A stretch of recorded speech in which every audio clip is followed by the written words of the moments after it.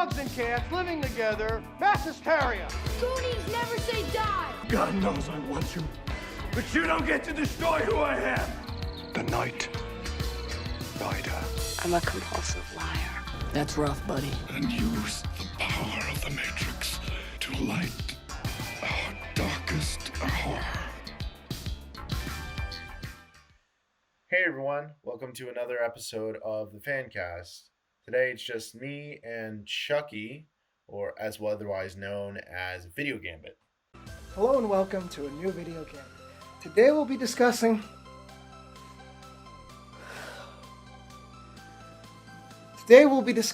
Dora the Explorer. Let's begin. And today we're talking about Hello everyone. we're talking about kind of a broad topic, but we're focusing mostly on the last season of Mandalorian that came out. When was it? Last November, December, somewhere around there. Yeah, it was like November to December. Welcome back, Mando. Now put the package down. Step aside.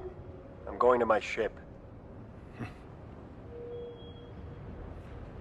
You put the bounty down, and perhaps I'll let you pass. The kid's coming with me.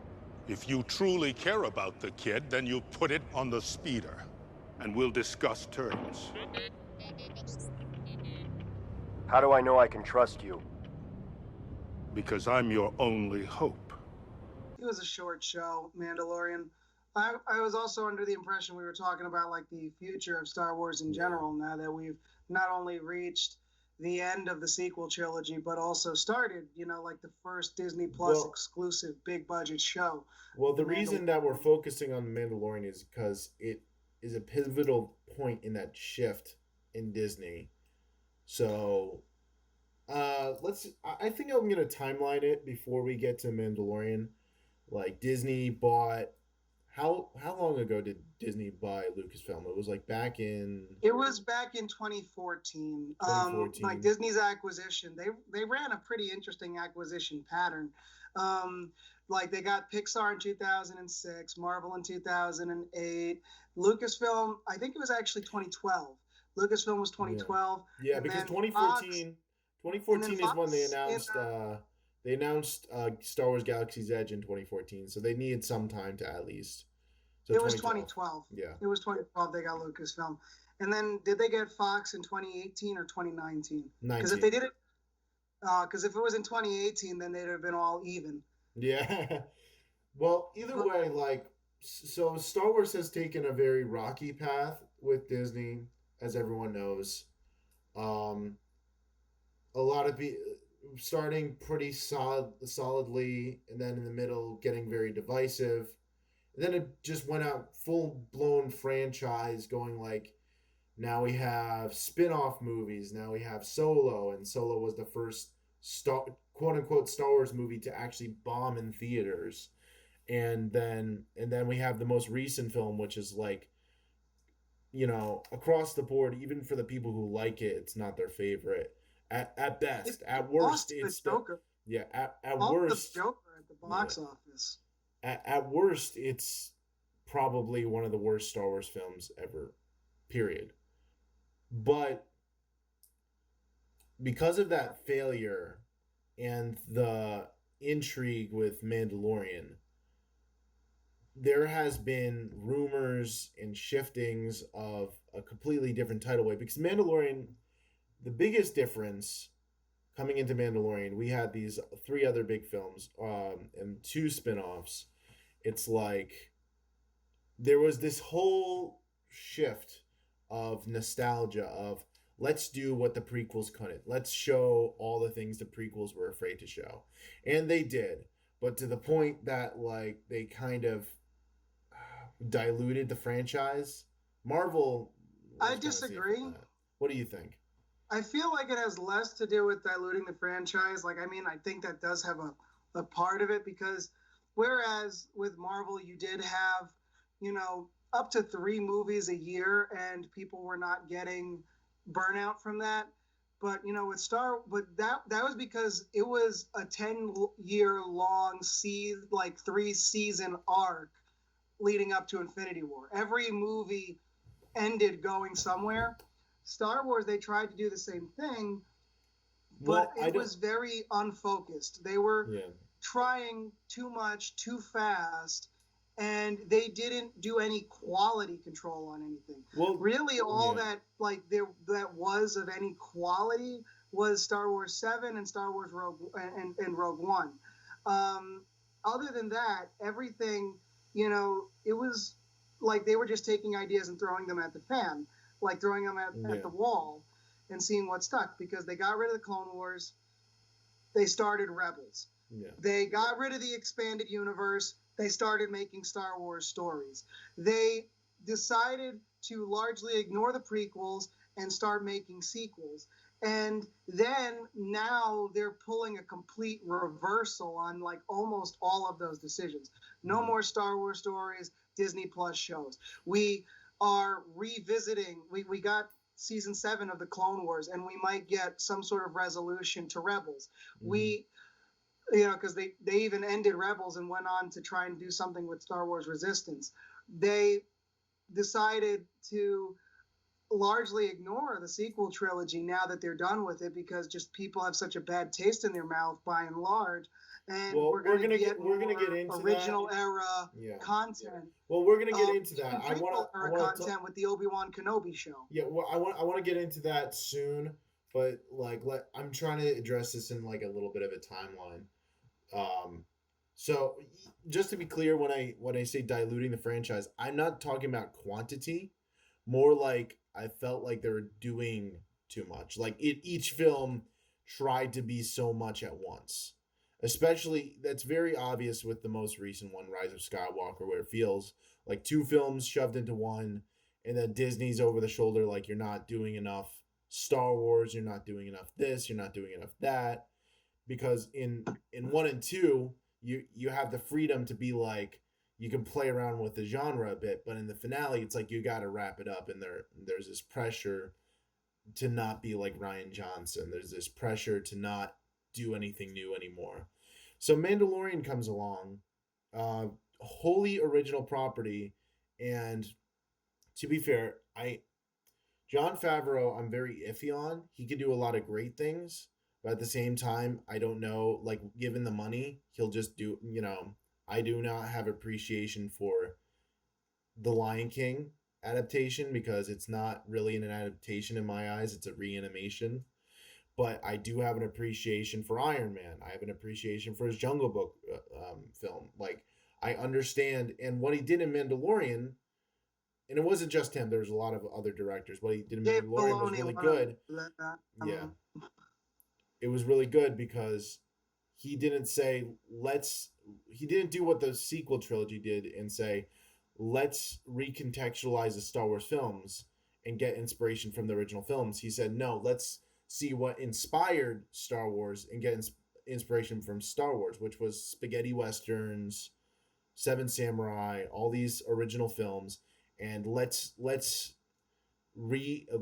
find a new avenue through that universe. So Mandalorian became this very spaghetti western, using deep lore, appreciating the universe despite what's decanonized, I should say. Because there's even references to the holiday special, like the most embarrassing part of Star Wars history. It acknowledges its own merits other than ignoring it and trying to fix it, which I think that was the biggest fall of the sequel trilogy. Every single film was trying to fix itself. Every single one wasn't satisfied with its universe. Everyone was fighting in the writer's room what should happen, what shouldn't happen. Meanwhile, Mandalorian was given enough freedom, some fresh air, to actually do things that a typical movie wouldn't be allowed to do boardroom-wise. Well, I think that's probably one of the biggest differences between The Mandalorian and the sequel trilogy is you can see, despite all the controversy about different ideas that were put into the sequel trilogy, without getting into specifics, you can just really tell there was a lot of corporate overreach into those films. And, they're either painted by numbers or they painted outside the lines, and it came out wrong in almost every conceivable way over time. But with The Mandalorian, you know, they played it safe, but they played it safe while drawing inspiration from well-renowned works. Like you mentioned, Seven Samurai. Like there's one episode that's like almost copy for copy. Like I said, a little kind of paint by the numbers of Magnificent Seven. Yeah. But it still worked and in a Star Wars context, and it was still something somewhat new to see in that, you know, coat of paint, I guess. But honestly, it's going to be really interesting to see what they try and do going forward, because I would like to see, you know, more character-focused moments. There weren't a lot of character moments in The Mandalorian. Yeah. Well, the other cool thing about that is that they could space that out without feeling uncharacteristic. With a movie, you're forced to, you have to have a beginning, middle, and end. That's it, you know, and all these character moments, beginning, middle, and end. And when you have something as good as Star Wars, where it was very focused in the original, and then you're like, okay, let's do more of that. I can't see doing any better than just a TV show, in my opinion. Because the movies, like, apart from maybe Rogue One in a way, but at the same time that was very self-contained, it's very hard to get a film that tries to continue a legacy like that without it needing room to distance itself from the original idea, but not far enough that it feels uncharacteristic to the universe. Well, one of the things that any property needs to do, especially when it's coming off of legacy content, is justify its own existence. And you can justify its existence by giving it meaning, by having progression, by starting at point A and ending at point B. One of the things that you can really see about the sequel trilogy and why it feels like such a waste to many is because it literally starts where episode 4 starts and it literally ends where episode 6 ends. Nothing was accomplished. Mm-hmm. Another thing is, you know, even if your plot isn't the best, people like character-driven films. Look at films like Bumblebee, where the plot was very light, but because it had a lot of heart and a lot of good character moments, people liked it. If you look at Star Wars Episode 4, Star Wars Episode 6, there's a lot of slow character moments. You've got Han being, you know, skeptical about the existence of the Force, or like not believing in it at all. In Episode 6, you've got quiet conversations between Luke and Leia in the Ewok trees, Ewok tree villages.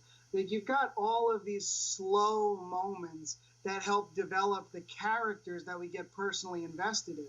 Like, look at Episode 4. It didn't go planet to planet to planet to planet. We had 2 planets, Tatooine and Yavin 4, which was more of a moon.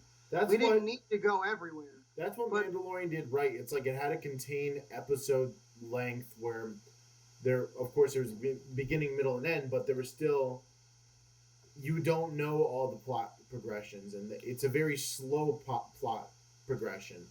And it could go one or two ways. It could either, you know, just continue to be slow, or really fulfill what they're hinting at, where it's like, this smaller universe is bigger than what it seems, you know. And spoilers, if you haven't seen Mandalorian, but I'm pretty sure you have.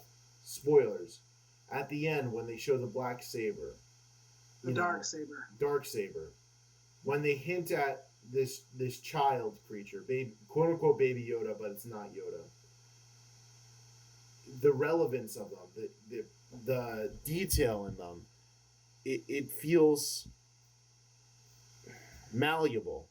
Is that the best word for it? Malleable? Like, it feels like you could do so much with that. And I'm worried. I'm specifically worried that it will be like Force Awakens, because Force Awakens had a lot of moments like that. Mandalorian maybe more than Force Awakens, where it just had so much room for potential and all these questions and where it can go, and people are like, oh, Last Jedi ruined it, but I feel like it could have still been saved with the last movie, but it just didn't work out. It felt rushed. the last movie. It felt Well, very, very I feel like if they had continued in the direction that 8 was taking, because I'm one of the few people that didn't like 7. I liked 8. I just don't know why. I don't like J.J. Abrams movies, and I'm okay with Chris Nolan movies. But, like, if they'd have just tried to follow in the vein of 8, I feel like maybe they would have had a better result than trying to retcon 8 and do 9 all in the same movie, because that's why people said it felt like too much. It felt like a new 8 and a 9. And your main antagonist has to shift halfway through the film. It doesn't feel like it. And the thing is, if Mandalorian, people, because of the success of Mandalorian, now there's these rumors that, like, Kathleen Kennedy might be out and Jon Favreau might be in for restructuring the universe, rebranding the universe. And I don't know how I feel about that again, because he's, like I said, he makes good films, but at the same time, he's very, very susceptible to corporate meddling. At least in Lion King. The rumors that I've heard aren't that Jon Favreau will take over Lucasfilm. I think Jon Favreau's, being one of the Marvel carryovers, kind of like Kevin Feige may or may not turn out to be. Yeah. Because we still don't know what's happening with the Kevin Feige film that he was supposed to make, is that Dave Filoni might actually take over. And I feel like Dave Filoni, for better or for worse, is as close to original Lucas as you can get. Well, that's the other rumor. He's very knowledgeable about the universe, and he's very passionate about it, and he's followed very hard in George's footsteps. And I feel like his dedication deserves some sort of recognition. And Kathleen Kennedy's contract is up next year, and the last time it was renewed, it wasn't really renewed with the biggest fanfare. So there is a lot of speculation that she might be stepping down, possibly even starting her own production company, and just financing movies from here on out. But the biggest rumor is Kathleen Kennedy is still a good producer. I just have to say, because she's produced some of the greatest films of all time. But the thing is, it's only producing. I don't she's a fine producer. I don't think she's a great, head of. Yeah, exactly. But they call it being promoted above your skill level. There's you're very good at one position, and they want to recognize you for that, but then they promote you and you're just terrible, at that next level. That's my fear of Jon Favreau, in a way, becoming more. The other rumor is that they're going to retcon the sequel trilogy and maybe do George Lucas's original vision, where because George Lucas said when he signed over to Disney, he's like, this is my idea for a sequel trilogy, and they're like, yep, okay, and they just threw it in the trash and would be like, we'll do our own thing, thank you very much. And now they're going back to it, which I know there's a lot of fans who would be like, yay, George Lucas is coming back, or blah blah blah, and I'm like, one, that doesn't keep corporate meddling out. They still own Star Wars. And two, I know you still appreciate the prequels, and a lot of people appreciate the prequels, but it just shows that there are specific, not all the time, but there are specific things that even George Lucas cannot do alone. Don't give George him Lucas he's a very good creative visionary, but he's not a good writer or screenplay writer, or maybe even that good of a director. Yeah. He's good at laying down the groundwork, but he needs other people like Dave Filoni, possibly like Jon Favreau as well, to, then till that soil and make it, make the crops grow into something nice.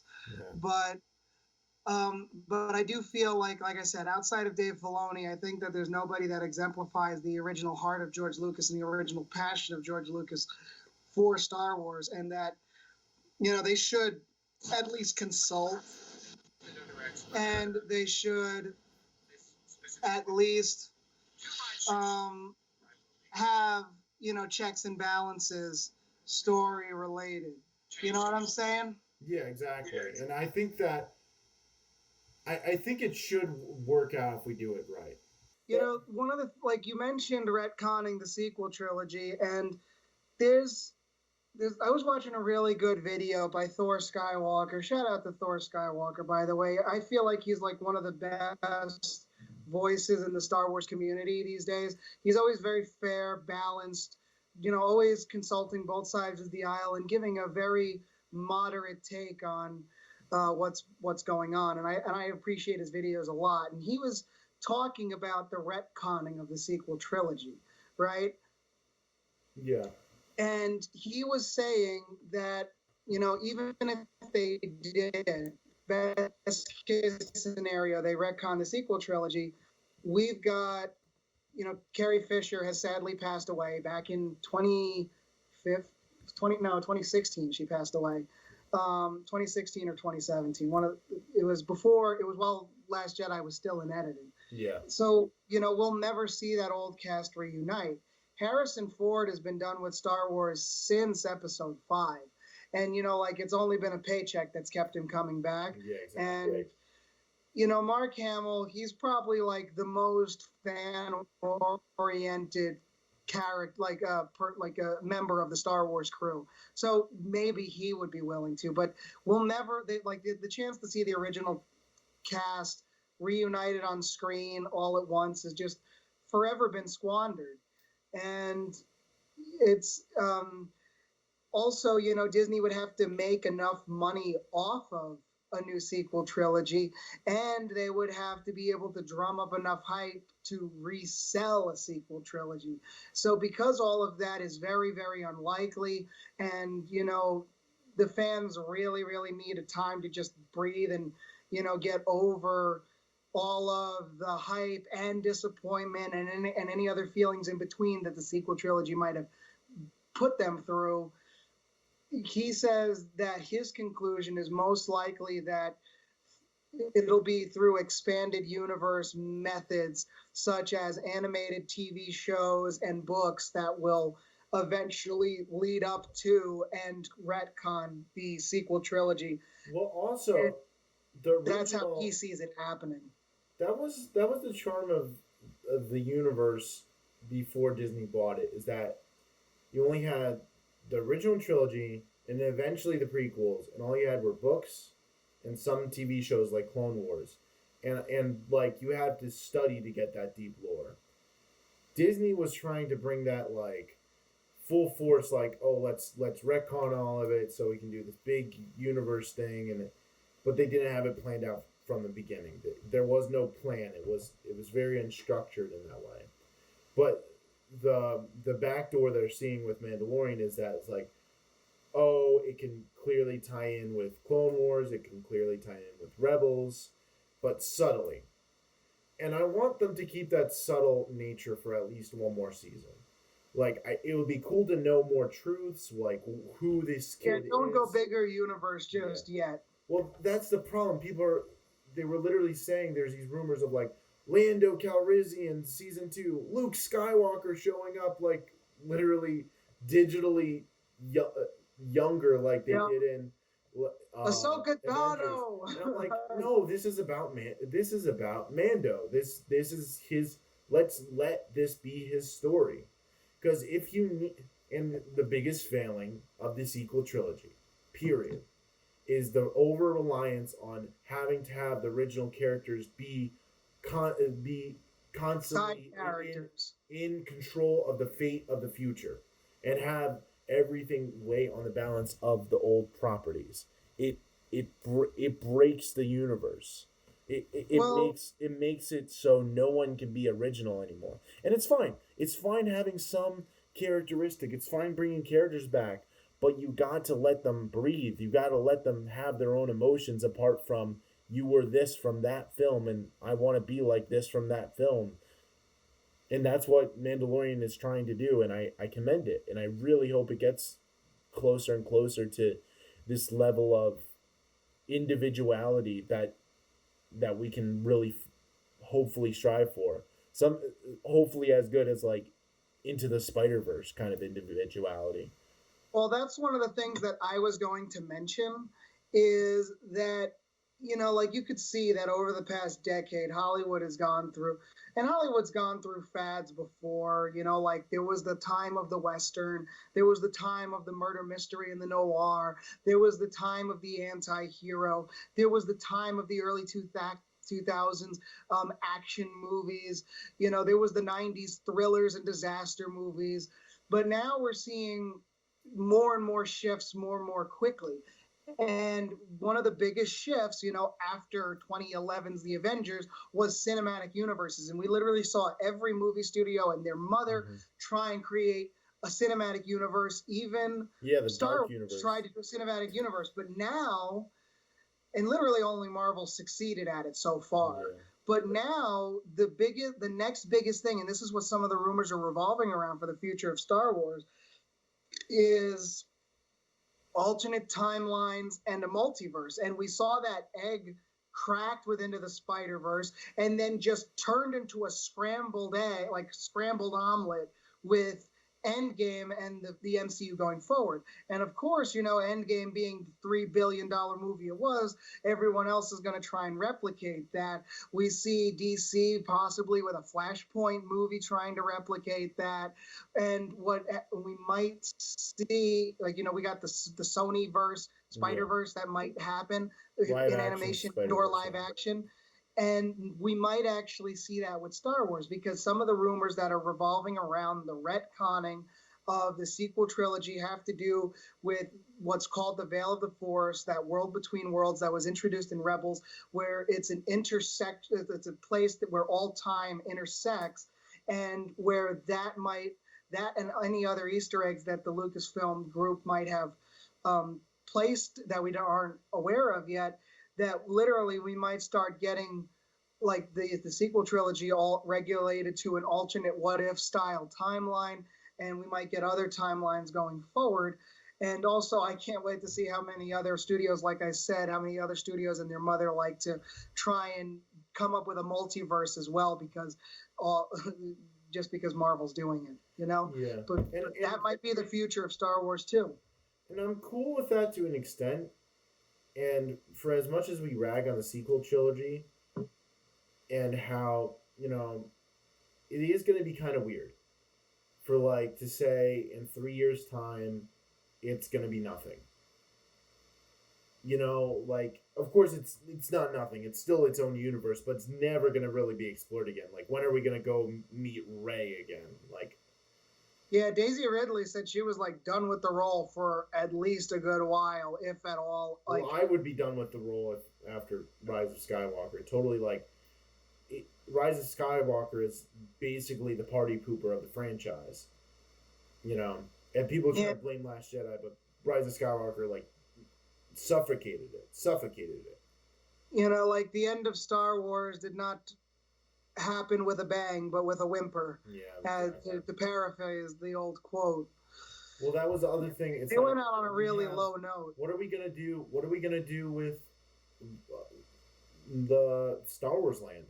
Star Wars Land is open at Disney World and Disneyland, and both of them are centered around that universe. Are you gonna retheme that land? Are you gonna throw out those characters and try to get whatever new characters, or are we gonna have Daisy Ridley, all these other characters in this new universe, but just different? I think we might see a redesign of the Star Wars lands going forward. I really think we might. That'll be very interesting. Anyway, we're going to take a quick commercial break and we'll be right back. The following announcement has been paid for by Morning, Noon, and Night.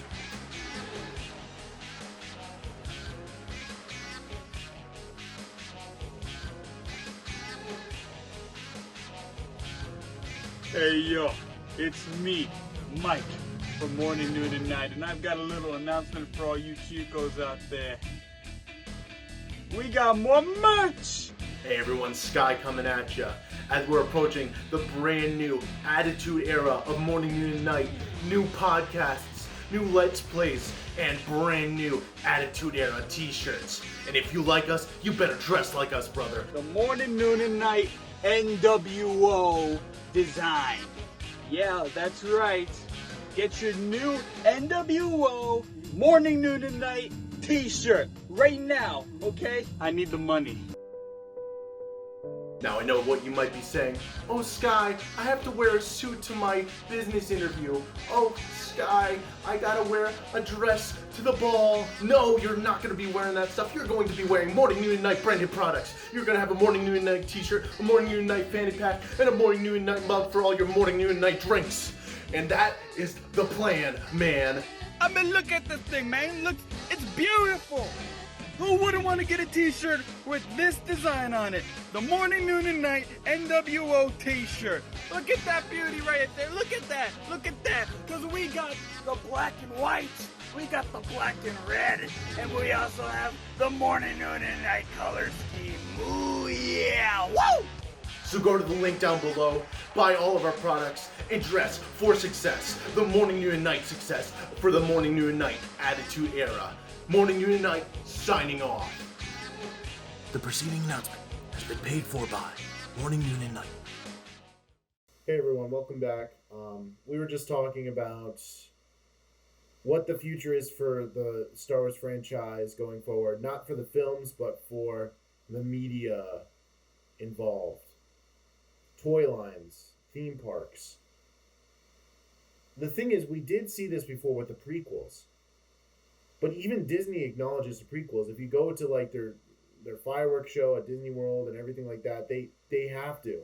You know, there's no ignoring it. They know it's a part of the canon. It's going to be very bizarre and very,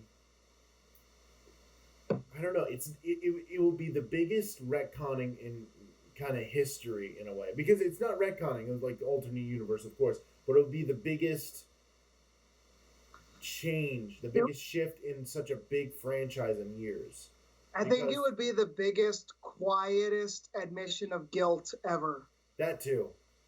Because they won't outrightly say, we messed up with the sequel trilogy, we're sorry, we want to do over. They're just like, they'll let it fade into obscurity and just let the silence speak for itself. It's the equivalent of making the next Avengers film, like recasting everyone.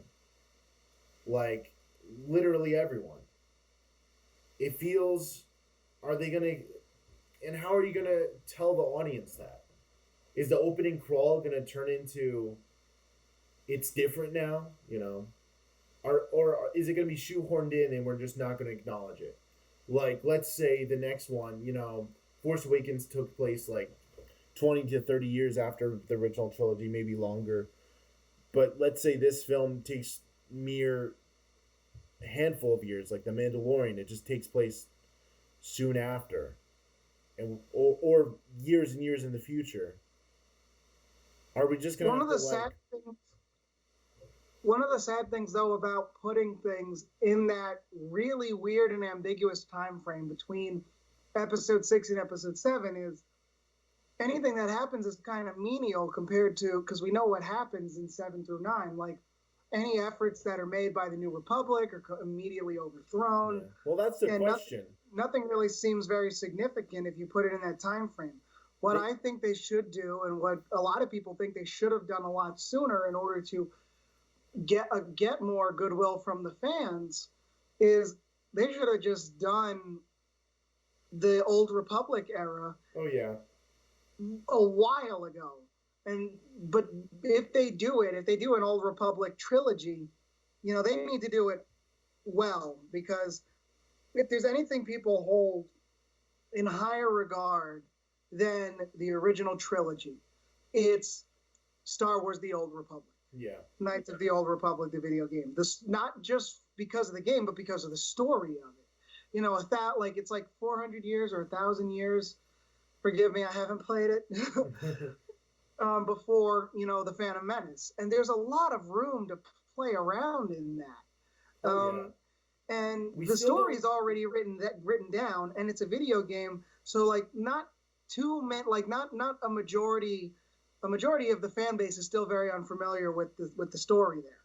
So I feel like there's a lot of opportunity that they're still missing out on, and a lot of goodwill they could capitalize on. And the big gimmick with the prequels, the original prequels, was that how did Darth Vader become Darth Vader and all these other things? How did the Republic and everything start? And The thing is, I think a bigger question is, which they tease in Rebels, they talk a little about in Rebels and in the Old Republic that would make a good trilogy, is where does the Force come from? Who started the Force? How did the Sith begin? You know, and we get hints at it with Darth Plagueis and everything like that. There's this whole realm that we can explore with that. Speaking of which, going back a little bit, with The Mandalorian, they don't really... Do they ever hint at being in the same universe as the sequel trilogy? They do. Well, technically they do, because they show... No, it's right after episode 6, so it's still... Well, they show Force healing, and then Force healing happens in Rise of Skywalker. Doesn't technically canonize it. I don't know. It's... I wouldn't say it canonizes it. Like I said, I think they were just trying to foreshadow it so that way it wouldn't be entirely out of the blue in episode 9, but it still came off as out of the blue in episode 9 to a lot of people. They'll use The Mandalorian as a soft reboot of the franchise? Are they going to use that to kind of like shoehorn in, this is the new normal, with not having Rey, not having the trilogy as we know it now? I don't know. I feel like even if they don't do an Old Republic era trilogy or something related to that, like even if it's a Disney Plus show based on Knights of the Old Republic, right? Yeah. I still feel like they should just do something as far away from, like it needs to be either 2000 ABY or 2000 BBY. Like they need to do something completely unrelated, completely as far removed from the original trilogy and the prequel trilogy and the sequel trilogy as possible. They need to do something where they can have the freedom to create entirely new characters and then give us the opportunity to get invested in those characters and in their story in the universe. Here's a crazy idea though. They could just double down. They could just double down the craziness and that was presented. Doing stuff like this, yeah. No, just keep Rey, keep it all, and just make them, I don't know, just make a new trilogy with all the characters that you already know, and then have them time travel and go to Earth and cross over with the Avengers. Just keep going with it. Rack in those hundreds of thousands of dollars. Just keep... or millions and millions of international currency. Just combine the two universe. If you look at the box office patterns, though, they're on a downward trend. Yeah. Rise of Skywalker didn't even beat Joker at the box office. A movie made on a $60 million budget beat something with like a nearly $300 million budget at the box office. Yeah, exactly. That's how fed up people are at the moment. Yeah, when I saw it in theaters, like corporate cash grabs. When I saw it in theaters, I only saw it once. The fact that you didn't want to see it a second time, like that you didn't care if we went to see it and for us to go see it, that already spoke volumes to me. And I was like, yeah, I don't need to see it. Because we were all originally going to see it together, and it was like... is not hype and doesn't want us to go see this movie and doesn't care about seeing it a second time, I was like, then it wasn't a good movie because he didn't like it the first time. Well, that was the trend we usually had of always seeing a Star Wars movie, good or bad. But the thing is, it's like, it was such an uncomfortable experience. Like, it was nice because I went with my younger sister, and it was the first Star Wars film she saw in theaters, and that was fine. But it was so uncomfortable sitting in a movie, and I'm a very optimistic guy when it comes to film. I'm a very, very optimistic guy when it comes to film. But to see no positives, like the only positives I can take out of that entire film was the scene. It looked nice. It looked nice. I can't even say that because I think Last Jedi looked better. And two, I think the scene with Kylo Ren becoming reformed is like, that's fine. That was like, it feels like it's the least you can do to like bring a completion, like that at least that character can feel finished in his arc. You know, that's the very least you can do. And of course, they go and ruin it 30 minutes later. But, like, that one scene was that glimmer of this one character arc is complete, while all the other character arcs are ruined. Until you realize that he was actually just forgiving himself. Like, it wasn't a Force ghost of Han. It was just a memory in his own head. Well, I don't know. I was okay with that. That was the only thing I was okay with in the film. It's like, I like that false universe. But let's, we're going to get into it later when we finally do our Daredevil episode, but Daredevil did it better. The whole idea of seeing someone in your head and, but yeah. I would agree with you there, but that's because it was played more so as a voice and representation of a theme, and how that contrasted with, the other voices, because I don't want to get too deep into it, but the other voices that he had arguing within his own head. And it spoke more to about what, like, because they were like the angel and devil on his shoulder. Yeah. More so than they were representations of those actual people. Exactly. And it didn't feel, and it doesn't seem like that is how it's played in episode 9. In episode 9, it's not his, good shoulder angel telling him about, the moral choice that he now needs to make. Do you think he was supposed to be a Force ghost, but then, like, last minute Disney or JJ was like, no, we can't make him a Force user because that changes the universe too much. Force healing doesn't. Yeah. Well, the thing was with like, if only Anakin or Obi-Wan knew about Force healing. The thing is with Han Solo is, like, I can definitely see him being a Force ghost. Like, you see him in Force Awakens. He says, like, he believes it's all real. He married a woman who had Force powers, apparently, like, it's definitely... And had training and stuff, right? If Leia was a Force ghost and she didn't even finish her training, Han Solo could have been a Force ghost. Yeah, how sucky is that Luke and Leia become Force ghosts, but Han is dead? He dead. Like, that's the other thing. And if Darth Vader can be a Force ghost, Yeah, Darth Vader could be a Force ghost, like, last second, right? Like, redeemed, yeah. Where did he have the opportunity, right? Yeah. I don't know. So, maybe. Why couldn't Han Solo be a Force ghost? Like, who says you need to be a Jedi to be a Force ghost? Yeah. You just need to, like, that's just a skill of the Force that you need to, like, prepare for and master and they could have easily done that. That's the other thing that the Mandalorian needs to do, that another weight on its back for rebooting the franchise.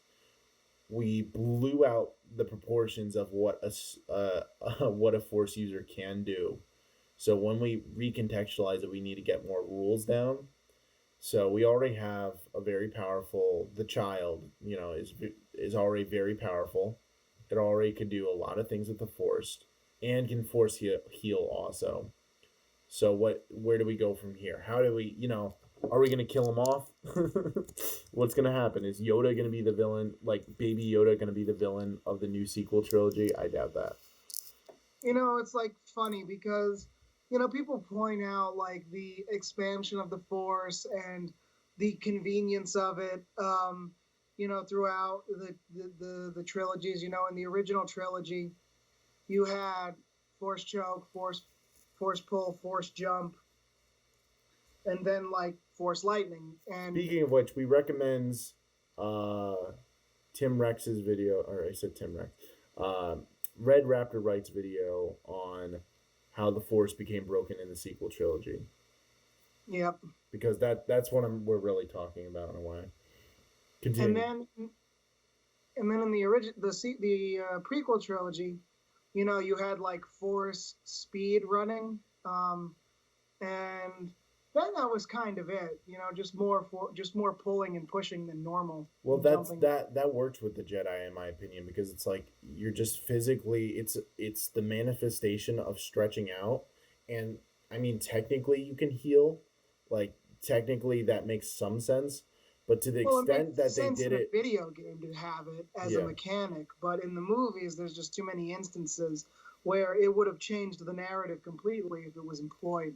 I think it's fine if it's like only saved for people who are so extreme with the Force that they don't even know how to use it. I don't want to make it like Dark Plagueis is every single character. You know, I actually, after a while, after watching the beginning of Rise of Skywalker, it made how powerful they made Rey. I honestly thought she was going to become the bad guy, and Kylo Ren was going to become the good guy. Like, there's going to be a shift, and like of course, they were trying to do that to replicate. That would have been more interesting. Of course, they were trying to do that to replicate the end of the original trilogy with Luke being tempted to the bad guy, the Force side, but how But cool, I just like cool I would have taken that, or I would have taken Kylo Ren just digging in even deeper, making himself entirely unredeemable, and Rey had to make the hard choice that he was irredeemable and end him as a threat. Yeah, I would have taken that. But well, no, then they had to introduce the return of Palpatine in order to, have a bigger, badder evil out there than Kylo, so that way then Kylo could have a chance of redemption. That's the problem with ignoring and decanonizing Last Jedi, because they already asked those questions. They asked the same questions twice. They basically replicate it in Rise of Skywalker. They asked the same questions like, is this the good guy? Is this the bad guy? And then Kylo Ren enforces, I am the bad guy.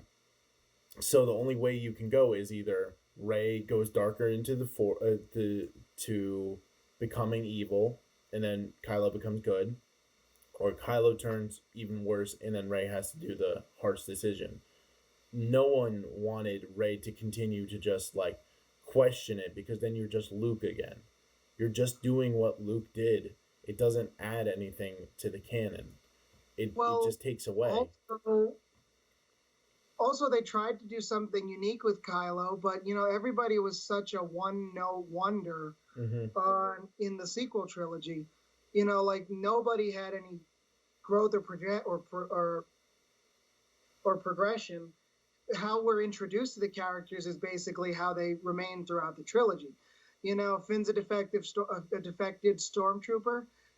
He stays a defected stormtrooper throughout the trilogy. Yeah, they never bring it up again. Poe is a hotshot pilot. He stays a hotshot pilot throughout the trilogy, basically. Rey is, a survivor that fights her way out of every situation. That's what she does throughout the rest of the trilogy. And finally, we get to Kylo. Kylo is an indecisive guy who wants to be bad, but is so bad at everything he does, he's bad at being bad. And he stays so bad at being bad, he turns back to being good. That was what Last Jedi introduced, is that the bad guy can get even worse, and that the good guy is not always good. And it did it to the extent of almost questioning the idea of Star Wars as a canon, to the point where people were like, "Oh no, we don't question the canon. We don't question why things are the way they are. We don't question. How dare we question the Jedi? How dare we question?" And what is the I'm not defending some of the decisions in Last Jedi, because I still don't think it's perfect, but what is this Star Wars universe without questioning reality? What is the Mandalorian without having the character's identity constantly questioned, putting into question what the code of conduct of the Mandalorians, of growing up being forced into this cult situation? What is the universe without questioning those things? Even if they're supposed to be set up as, this is the good guy and this is the bad guy. Well, everything has a time and a place, but Star Wars was built off of the most basic stereotypical archetypes throughout all of mythology. Mm-hmm. And perhaps it wasn't the best idea to then immediately call all of those archetypes into question for the sake of addressing moral gray. But they kind of did that in Empire, though. They did that in Empire, and I think they did it better than Last Jedi, obviously. But the hotshot pilot guy, Han Solo, had to be put into question whether or not he could be settled down. whether or not he could actually have romance in his life. Luke was put into question that if he romance. could, if he could be responsible for the Force, if he could live up to the expectations put on him as being, well, at the time in the chosen one. The chosen one. I would say, the first Last Jedi. The first Last Jedi was Luke Skywalker. I don't know, and the way they use. Well, here's what I would say. Here's what I would say. Even though I like 8, but I think the sequel trilogy as a whole was a waste. One of the things, though, that just is very, as much as I can defend 8 in a lot of ways, there is just no defense of the way that, the production team treated the fans during the time of The Last Jedi. Oh, yeah. There was a lot of antagonizing, of an extreme lack of apologizing. And, I can never defend that. I could defend creative decisions because, creative decisions are going to be creative decisions and people are either going to like or dislike creative decisions. Yeah, but I'm not going to defend But dying on that hill to the point where it's like, it's like that meme, am I really that out of touch? No, it's the fans who are wrong. Yeah. Well, the thing is, their fan input is important, but the problem is that there's two extremes to both sides. The dirty extreme of the fans is that they can take it way too personally to the point that Rose, the actor for Rose, got actually death threats, harassed, stuff. Yeah, because she played a character. For Kelly Marie Tran, I feel sorry for her. It's not her fault at all, and for all people for that matter. For Hayden Christensen, it wasn't their fault for their characters. Or Ahmed Bet for Jar Jar Binks. Yeah, it's definitely not. They're great people. They're probably great. You've never met them. And the thing is, and same thing goes for. This is just a call out on all idol worship on, celebrity worship in general. Just because someone seems nice in a movie doesn't mean they're nice in real life. Just because someone seems mean in a movie or you don't like their character in a movie doesn't mean they're not great people in real life. We assume too much as partakers in the medium of fiction, and we take it very personally. And I think there's a lot of nostalgia in that too. But at the same time, there should be respect for that. There should be some level of respect that, our hard-earned money should go towards something that we mutually want to see on film, along with something that's artistically of merit. Well, that's the thing, fans generally aren't good writers, but neither are corporate executives. And when either gets too much overreach, you run into problems. What really makes good films is just letting good filmmakers do their thing and, letting the work speak for itself, and I was just saying that, like I said, like or hate Last Jedi, I just said there was no defense for the way that, say, Rian Johnson treated the fans, because he says that he likes to make movies that will split the viewership, half liking it, half not liking it. But, then I think it's just a little hypocritical to then call out the people that didn't like it. If that was your goal, let it be your goal. Then you've achieved it. You don't have to be mean about it. Why as much as I disliked Favreau when he did Lion King, because I think that's corporate overreach to a sickening degree, to the degree of you want the thing, here's the thing again, give us money, But what I commend him for, what I commend him for with Mandalorian is that he had it all balanced out. He had the fans on one hand, he had the corporate overlords on the other hand, and in the middle he let people like Taika Waititi and all these other directors come in and be like, you know what, let's make something new. Let's make something new. Something that isn't just retreading old ground, but still acknowledges the fans and the corporate overlords. And when you take these big game plan, they had a game plan from episode 1 to episode 8, and they just let other people have creative control within the confines of that creative plan. And that's what Avengers did well. With the sequel trilogy, they were going, Like they made 7 and they watched the reaction to 7, and then based on that they made 8, and then they watched the reaction to 8, and then based on that they made 9.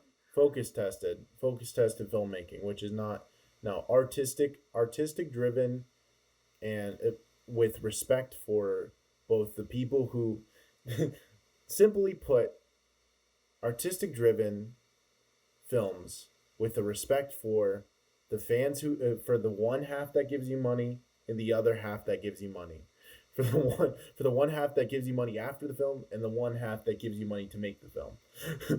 Well, like, because fan service, as much as it's appreciated and as much as I love to receive fan service has to be coupled with good writing. Otherwise, it's not worth it. Like, it has to be a payoff. It has to be, a heartfelt nod. It has to be something that adds to the film rather than just, what you get in Star Wars Episode 9. A whole bunch of fan service, but just no good writing, and it just feels like, a fan fiction at that point. Yeah. It feels to the point where it's just giving and giving and giving the audience these different ideas instead of giving them closure. And so I have an optimism for the universe going forward, but I'm happy to take a break like everyone else. With that's the biggest problem with Rise of Skywalker, and as much as I love the Mandalorian as well, even though it does well at like slowing down the brakes a little bit, I think there's a collective tiredness that, like, it's not, I don't know, like, even some people are burnt out with Marvel, but I'm not burnt out with Marvel. I'm ready for Falcon and Winter Soldier. I'm ready for more in the universe, but there's a collective exhaustion with Star Wars. Well, that's also because, Endgame left a bittersweet taste in everybody's mouth, like a very good one, because it was a conclusion to 10 years. And that's why they, put Far From Home, a very lighthearted film, as like the cherry on top. Then I go and watch Daredevil, and I'm like, so much good can come out of all superhero movies. But the thing is, like with Marvel going forward, I'm not excited for Phase 4 as much as I am excited for Phase 5. I'm not excited more as I haven't lost steam as I did with Star Wars. I haven't lost steam for Marvel either. I'm still looking forward to the Black Widow film. The second I saw in the trailer them just like fighting midair, falling from this collapsing rig, I was like, sign me up. Insane, just ridiculous action. I just give me. So but like with Star Wars, they still haven't given me anything like that yet. They haven't shown me anything to make me excited for its future. And like, although The Mandalorian was good, a dark saber tease isn't enough. Yeah. I want the Obi-Wan Kenobi series, but even that is going through troubles and rewrites. And like I was telling you off stream, like off podcast, like for me, Star Wars is dead until proven alive at this point. Like when it does come out of this hibernation, they really need to hit the ball, and they need to hit it out of the park. So this is our open letter to Disney. Of course they're listening. They always listen to our podcasts. Hello, Bob. Hey, Bob. What's up? Can I call you Bobby? Bobby boy. Let Star Wars be something else for at least a little while longer. Let us not have to always be concerned for each film that's slated for 2 years, 3 years, every other year. This one's coming out now, this one's coming out. Give us one thing and make us hold on that cliff for a while. Do what the original did and hide the information. Make us feel like we're important again.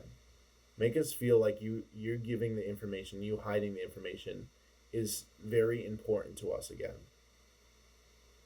Because the moment we do that, Star Wars will become alive again. Agreed?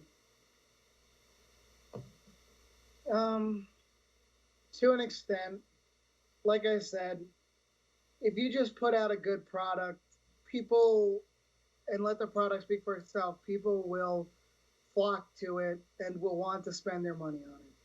But you can't, you can't chase your customers away. You got to give the customer something that they want to spend money on in order to make money, in order to make more products, to have people spend more money on it.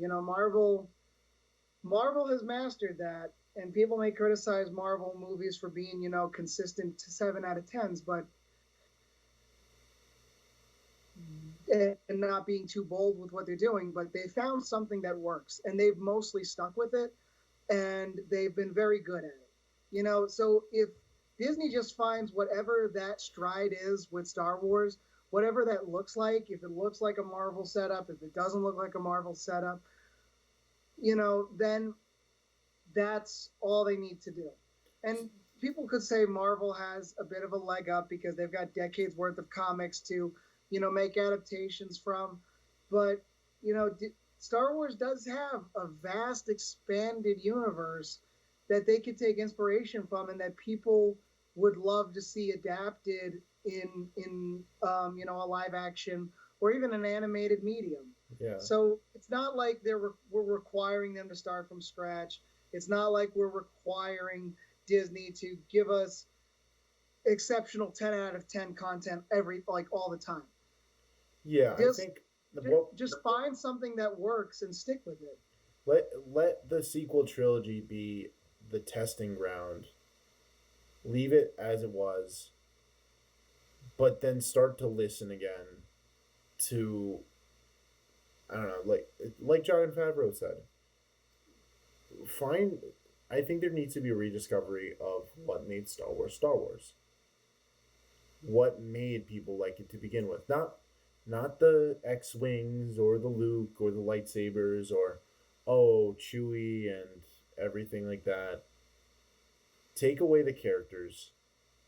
Take away the flashy visuals. Look at the heart of Star Wars and try to find your own stride with that. Because Jon Favreau started to see that. Hopefully they start mining more into that. Not in a corporate way, but in an artistic way. What? Back to basics. Back to basics. Like with episode 7, they tried so hard to make something that looked and felt like Star Wars. But, then that comes off artificial because you're trying to replicate the finished product. Yeah. Like you're saying, go back to the inspiration. Go back to the foundation and go back to basics. Yep. So yeah, Star Wars, back to basics. I think that pretty much sums it up. So thank you all for listening once again. For all of our listeners, be sure to tune in next time. We'll always have some good, fun content for you. All right. See y'all next time. Bye.